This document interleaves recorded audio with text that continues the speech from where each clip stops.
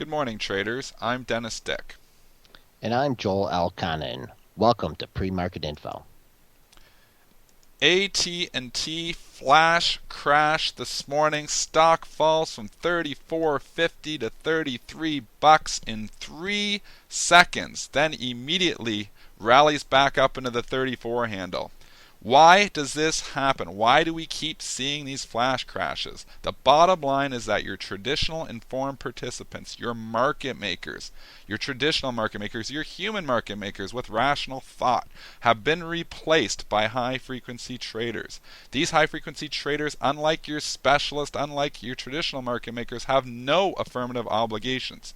So during periods of uncertainty, they simply do not quote. Let's look at the tape. Yeah, here's a stock that averages over 20 million shares a day. In 3 seconds, drops nearly $2.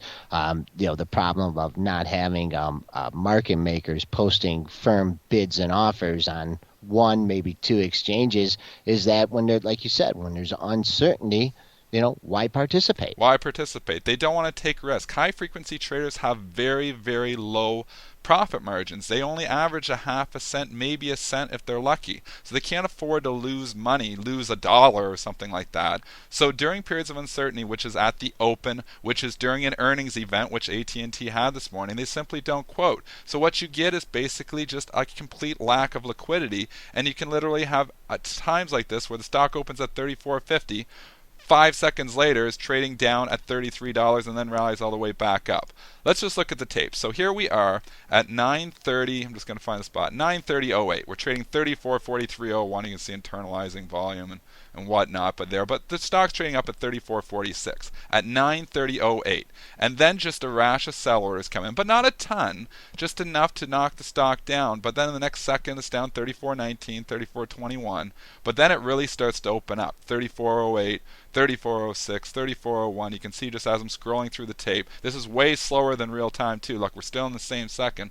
$34. So 34 is getting taken out here right now as I'm talking. Continuing lower here. Continuing down. I'm going to have to speed up because it's going way too slow. But 34, it takes out all the size there. Then it goes in 33.90, 33.87, 33.81, 33.60, 33.68. We're 2 seconds later. The stock just fell 80 cents. This is AT&T, folks. This isn't some little penny stock. This is one of your most widely held Dow stocks. Yep, and another thing about this too is that you do have the factor of sell stops going off during this thing, but what the problem is that who really suffers for something like this, and who suffers is the investor that wants to protect themselves using sell stops on the downside. And I bet you when a lot of people get the call from their broker today telling them that they're stopped out at AT&T at $33, they're going to ask where it's trading, and it's going to the broker could tell them it's trading at $34.50, $34.60. 3 seconds later. 3 seconds later. That's the insane thing. Exactly, Joel. Like, we definitely hit some stops. When it took out 34, it really started to fall fast.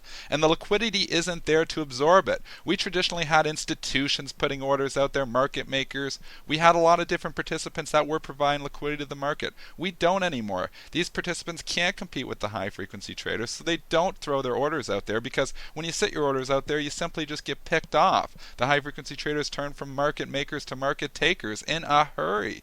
And the stock can fall so quickly, and you can see that here. If you had your order sitting out there at 34, 2 seconds later you're already $1 under heat on one of the most widely held stocks, and then it bounces all the way back. So if you were lucky enough to pick it up at the bottom and had an order sitting out there, you did well. But think about poor grandma with her stop order.